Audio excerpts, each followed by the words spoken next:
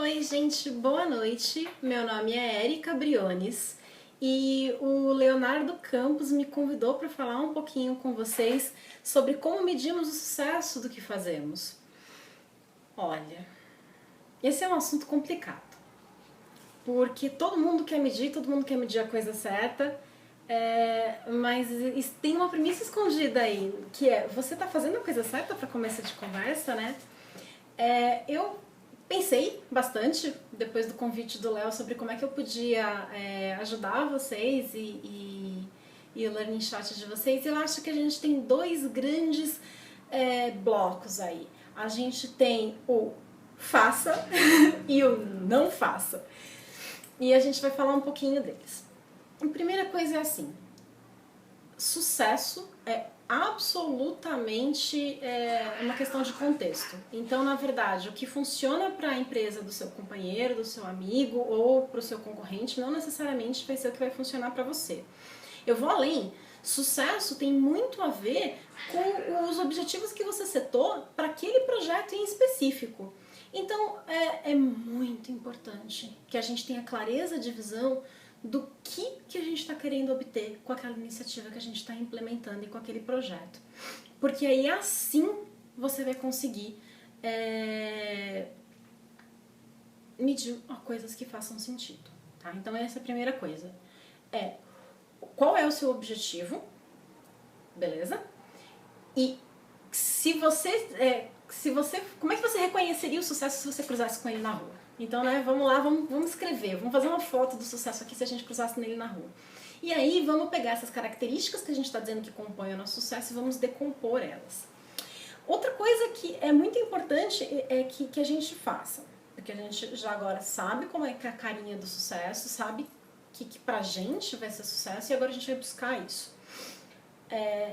E você vai ter métricas que vão ser válidas em determinados períodos da sua jornada de obtenção do sucesso, porque o seu sucesso ele vai ser alcançado aos pouquinhos, né? Você não vai ter uma sucessão. Você vai primeiro essa etapa, depois aquela etapa, depois a próxima. Então você precisa verificar o que vai ser válido em cada uma dessas etapas do seu caminho. E você precisa garantir que o que quer que você esteja medindo, você possa atuar e você possa promover uma mudança em cima do resultado que você obter. Não adianta nada você medir uma coisa que se você descobrir que está ruim, você não pode fazer absolutamente nada a respeito. Mediu. Estabelecer o seu parâmetro do que é uma boa medição e uma medição ruim. Isso aqui, se eu ver esse número, eu vou estar feliz, o RU foi ótimo. Se eu estou vendo esse número aqui, puta, que lixo. Mas e aí, o que eu vou fazer? E você precisa pensar nessas coisas antes de você sair medindo. Você precisa ter esses planos antes de você começar a fazer. Por quê? Porque é muito fácil ser seduzido pela facilidade do que a gente pode medir. Então, com muita frequência, a gente vai acabar medindo o que é mais fácil de medir, mas que talvez não seja relevante de forma alguma para o que a gente está fazendo. E aí vem um ponto do não faça. Não meça só porque você pode. Mas eu consigo, eu estou querendo aumentar uma venda de determinado produto, né, que está lá no nosso e-commerce, qualquer coisa assim. E de repente alguém vai virar e falar assim, vamos ver quantos page views essa página tem. Por quê? Pra quê? Quanto é o número base, né? Qual que é o nosso baseline? Qual que é o número dos outros produtos que vendem bem? Se esse número não estiver bom, o que a gente vai fazer? Então, não meça só porque você pode. Tenha muito claro na sua cabeça o que você vai fazer com aquela informação e como ela vai agregar no seu problema, né? Outra coisa porque a gente tem que lembrar aí que tudo que você decidir medir vai, na verdade, trazer um ônus de gestão para você, porque você vai estar olhando para aquilo, você vai estar perdendo tempo obtendo aquele dado, você vai estar perdendo tempo analisando aquele dado, e você precisa otimizar, inclusive, esse seu processo, para garantir que ele está te levando para o lugar certo. Outra coisa que a gente precisa tomar muito cuidado também a gente precisa manter uma base de comparação. O que eu quero dizer com isso? Vamos agora, de repente, mudar. A gente está falando da implantação de uma iniciativa ágil aí. Aí você tinha uma empresa que estava rodando waterfall e estava fazendo as medições de produtividade deles em hora em hora. Aí a gente implementa ágil, Scrum, e decide que vai começar a medir em User Story Points. Como você sabe se você está entregando mais ou não? É impossível, não tem. Você perdeu toda a sua base de referência, né? Quando você está medindo alguma coisa, você está querendo melhorar alguma coisa, você está querendo ter certeza que você está indo no caminho certo, mas o que você tem que tomar muito cuidado é que você, ao manipular o seu ambiente, ao tentar, né, a gente sempre quer controlar o nosso ambiente, a gente precisa tomar muito cuidado, porque empresas são estruturas complexas, são sistemas complexos, e eu fiz até uma série de imagens para vocês, porque o problema é que se você tentar fazer muita coisa, você pode ter, por exemplo, isso, né? E aí de repente você pode querer apertar pontos de pressão em ambos os lados obtendo isso. Era isso que você queria, certo? Mas vê só que coisa, cara. Muitas vezes acontece isso, porque é um sistema complexo. Ou, como não? Isso. Eu vou dizer que fica ainda pior. Muitas vezes, quando você fica tentando medir e aí a partir disso implementar mudanças e alterar o seu contexto, você acaba obtendo isso. Então, quer dizer, não faça muita coisa ao mesmo tempo, porque senão você nunca vai saber o que produziu o efeito que você desejava. Você vai perder o controle. Então, a qualquer métrica, qualquer coisa que você opte por medir, vai acabar recebendo uma lanterna, né, um foco de atenção ali, e você, obviamente, vai querer atuar em cima daquilo e melhorar aquilo depois. Tente manter o número de coisas, os seus moving parts, contidos, entendeu? Tente fazer uma coisa que você consiga controlar e você consiga, de alguma forma, entender o que você fez que produziu aquele resultado. Caso contrário, tudo que você vai conseguir vai ser dizer, eu melhorei. Como? Eu não sei. E às vezes você quer saber, e às vezes você precisa saber. Porque eventualmente isso pode voltar a dar errado. Se você não sabe como você fez em primeiro lugar, isso virou um problema para você. Outra coisa que a gente tem ainda é a questão de medir o que não pode ser determinado por números absolutos. Então, por exemplo, em inovação a gente tem muito a questão de que as 3 coisas que devem ser medidas em inovação, em geral, são cultura, processos e resultados, tá? Sendo que processos é muito mais fácil de medir, a gente tem muito claro como é que a gente mede processo. Resultados, você em geral mede como você está medindo o seu business de uma forma geral, só que você compensa o tempo de retorno sobre investimento que isso tem que ter, que é um tempo maior, um tempo longo. E você tem aí a questão da cultura. E como é que você mede cultura?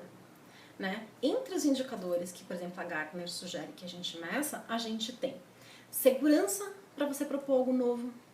Como é que as pessoas se sentem? Elas se sentem seguras para fazer isso? Você tem, por exemplo, a empresa incorpora lições? Essa é uma coisa que você deveria medir. As pessoas sabem que elas deveriam inovar? A gente está sendo comunicado de uma forma tal. Não quem deveria comunicar dizer, não, mas eu estou comunicando. Mas as pessoas que deveriam ter sido comunicadas fazem essa afirmação. E a gente tem ainda, por exemplo, as pessoas têm vontade de inovar. Então você percebe que, por exemplo, para a inovação, para você obter respostas para essas perguntas, você precisa de estudos qualitativos. Você precisa ir lá e fazer medições pontuais muito baseadas na percepção das pessoas. E não é só o que pode te produzir um número que a gente gosta de achar que ele é mais científico, ele é mais correto, ele é mais certo e mais fácil de provar como a gente obteve ele, que ele vai ser melhor para você. Então você também tem que explorar essas outras vias, que são o que eu vou aqui estar chamando de qualitativas, para você estar, de repente, categorizando seu sucesso e medindo ele. E vai passar muito por você ser capaz de você provocar uma mudança nas pessoas ao seu redor, na percepção ou no entendimento das pessoas a respeito de uma coisa. Tá? Isto posto, dentro do não faça, então, nosso primeiro foi não meça simplesmente porque você pode. O segundo é, não acredite. Não acredite que os seus números, que supostamente são muito mais objetivos, vão sempre falar a verdade para você. Por exemplo, a gente acabou de encerrar o período de inscrições aí do Agile Brasil e a gente fez uma análise das curvas de número de submissões ao longo do tempo, retroagindo até 2010, assim, lindo. E todas as curvas diziam pra gente que, em geral, no último dia, a gente recebia 50 inscrições. E aí a gente viu onde nós estávamos no tempo. Era sempre, no último dia a galera pirava, via um monte. Mas, em geral, era aí, em média, 50 inscrições. E aí a gente, tendo feito isso, baseou toda a nossa estratégia de comunicação. Eis que, no último dia esse ano, nós recebemos 130 inscrições. Foi 40% das inscrições que a gente recebeu no ano. Isso até percentualmente foi muito maior do que tinha sido nos outros anos. Então, assim, e aí, cara? Você vai ficar bravo? A gente vai ficar bravo com os números? A gente vai ser mentira pra mim! Então, entenda que eles são uma base de referência, sabe? Não acredite, não leve a ferro e a fogo, os números vão mentir pra você e os números são sedutores, eles vão te dar uma segurança que eles não deviam te dar. Uma outra coisa que eu gostaria de colocar pra vocês, a gente tá próximo de encerrar aqui, é que e é muito bacana que esse é o nome de uma matéria, se vocês conseguirem achar depois procurem, que é A Testable Idea is better than a good idea. Então, ou seja, uma ideia testável é melhor que uma boa ideia. Então, assim, tem gente que tem aquela ideia brilhante, né? Uau! Né? Aham, eu sou o próximo Nubank agora. Só que você consegue testar essa ideia que você está propondo? Porque é muito fácil você dizer que você teve uma ideia genial. Mas como é que você prova que a sua ideia genial é genial? Então, ao invés de perseguir ideias geniais que você é incapaz de provar se elas são boas ou não, foque naquilo que você consegue formular uma hipótese, testar e dizer isso funciona ou isso não funciona. Tá? Esse é um ponto muito importante.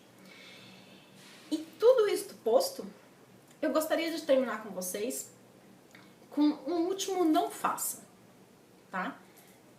Não faça fórmulas da NASA.